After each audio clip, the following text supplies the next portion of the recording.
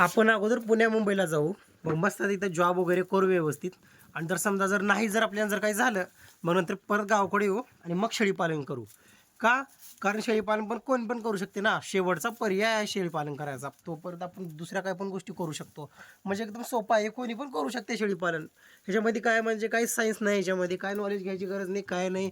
शेळी आहे, एक शेळी वर्षातून येते 2 वेळेस आणि 4 पिल्ले, 4 पिल्ल्याचे 43,000 रुपये येतात.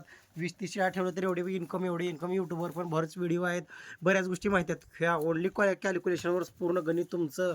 ह्या गोष्टीमुळं होते काय, शेळीपालन पूर्ण बदनाम होऊन गेलेलं आहे. म्हणजे काय झाले माहिती आहे की नाही, प्रत्येक शेळीपालकाच्या मनात असा एक विचार आलेला आहे की शेळीपालन खूप अवघड आहे. शेळीपालनामध्ये तिची रोगराई भरपूर झालेली आहे. शेळ्या मरत्यात, पिल्ले मरत्यात, तिचं संगोपनच होत नाही, शेळी बंदिस्तच होत नाही.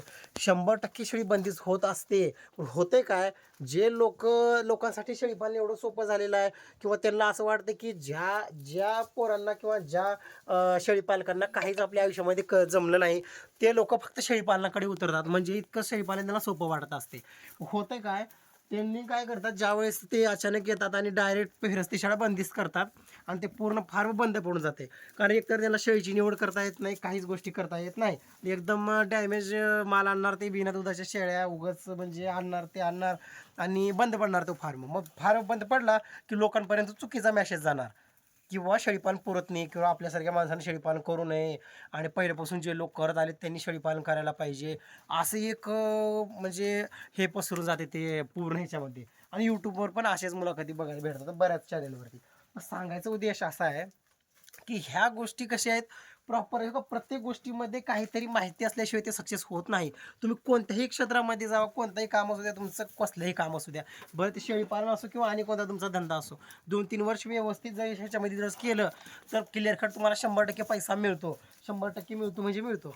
आणि बघा, एक शेळी वर्षाला 100% 20,000, कमीत कमी 20,000 100% उत्पन्न देते, लक्षात ठेवा कधी पण. बघा, तुम्हाला सांगतो, 10 शेळ्या धरा तुमच्या, 10 नाही, तुम्ही एकच शेळी धरा, एक शेळीचं सांगतो मी. बघा, शेळीला महिन्याला 200 रुपये खर्च धरा तुम्ही, त्या शेळीला महिन्याला 200 रुपये. मी तर म्हणतो, समजा आता बंदिस्त फार्म आहे आपला, झाला तर मेडिसिन वगैरे तुमचा खुराक सर्व गोष्टी झाल्या, खर्च 300 रुपये खर्च धरा शेळीला महिन्याचा. मग बघा, पूर्ण म्हणजे 4800 म्हणजे बघा 4800, म्हणजे कमीत कमी तुम्ही धरून चला शेळीपालनामध्ये 5,000 खर्च धरून चाला शेळीचा वर्षाकाठी. म्हणजे 16 महिन्याचा वर्ष गृहीत धरू आपण, 16-17 महिन्याचा वर्ष गृहीत धरू. आणि होऊ द्या 5 म्हणतो, 6,000 खर्च होऊ द्या वर्षाला शेळीला. 6 नाही आहे, 7,000 खर्च होऊ द्या वर्षाला शेळीला. 7,000 रुपये खर्च होऊ द्या एका शेळीमध्ये.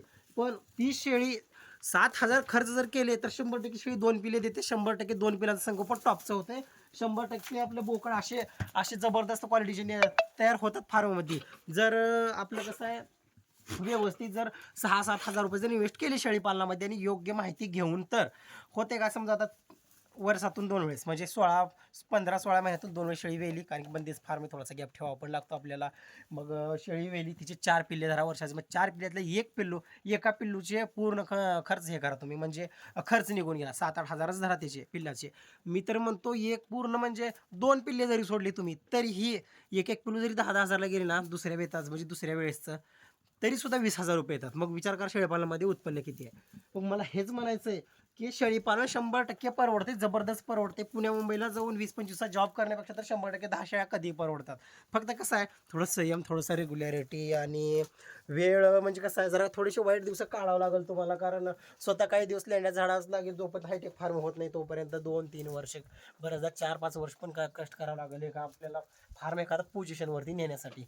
कारण तशा शेळ्या बनवता पण आल्या पाहिजे फार्मवरती. कारण बघा, हे अशा शेळ्या, म्हणजे मी ज्यावेळेस शेळ्या घ्यायला गेलो होतो त्यावेळेस मला भेटले व्यवस्थित शेळ्या, पण इतक्या टॉप ह्याच्या नव्हत्या. मला वाटलं सुद्धा नव्हतं की या शेळ्या बनतील माझ्यापाशी म्हणून. पण थोडंसं माहिती वगैरे मला शेळीपालनामध्ये बऱ्यापैकी असल्यामुळं थोडंसं म्हणजे बनल्या माझ्या शेळ्या व्यवस्थित. कारण की आणि बंदिस्तमध्ये सूट पण झाल्या आणि व्यवस्थित. मला वाटते की मात्र काय, आता बाहेर जायची गरज नाही. पण होते काय, बऱ्याचदा इतकं शेळीपालन आपण जास्त सोपं पण घेऊ नका आणि जास्त अवघड पण, काहीच अवघड नाही शेळीपालन, काहीच. म्हणजे कसं आहे, फक्त तुम्हाला तुमच्या फार्मवरती फक्त ऋतूनुसार काळजी जर घेतली तुम्ही, उन्हाळा, पावसाळा, हिवाळा जे काही आहे त्यांचं व्यवस्थापन जर करत गेलं तर काहीच काय हे होत नाही. बरेच जण काय करतात, म्हणजे बघा, लक्ष कसं देतात, आपला न्यू इयरच्या टायमाला आपण जिम जॉईन करतो. मग जिम जॉईन केल्यानंतर 2-4 दिवस लय उल्हास असते आपल्याला. ते जाणं, ते डंबेल्स उचलणं, हे करणं, व्यायाम करणं, तुमचे डिप्स वगैरे काढणं. 4-5 दिवस गेलं की आपल्याला ते मग बंद करून टाकत असतो आपण. मग शेळीपालनामध्ये पण तसं होतंय. बरेच जण करतात, सुरुवातीला उत्साहामध्ये करतात हे शेळीपालन. 20 शेळ्या, 20 शेळ्याचे 40 पिल्ले, 40 पिल्ल्याचे 4 लाख असं म्हणून सुरुवात करतात. पण 2-4 दिवस, 1 आठवडा झाला की मग नंतर ते कंटाळवाणं वाटतंय आणि उपचार वगैरे करू वाटत नाही. रोज औषधं पाजून कंटाळा आहे.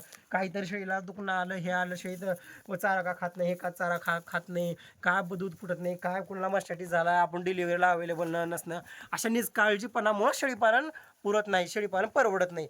प्रॉपर लक्ष द्या, व्यवस्थित जर पूर्ण जर डोकं घालून जर शेळीपालनामध्येच जर तुम्हाला जर बिझनेस म्हणून जर करायचं असेल तर 100% तुम्ही शेळीपालनामध्ये काम केलंच पाहिजे.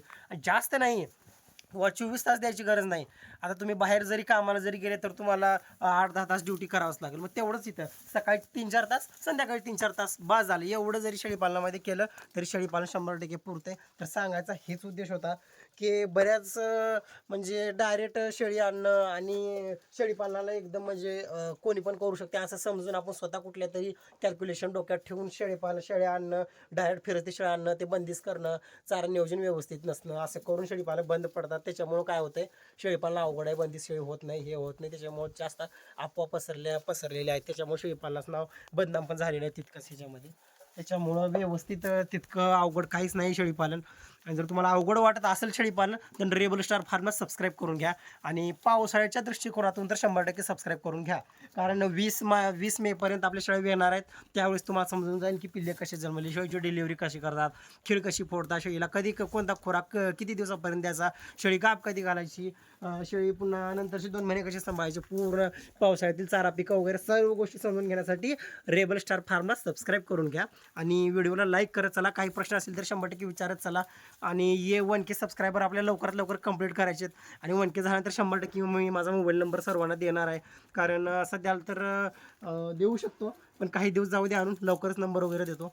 तर भेटू तोपर्यंत. जय हिंद, जय महाराष्ट्र.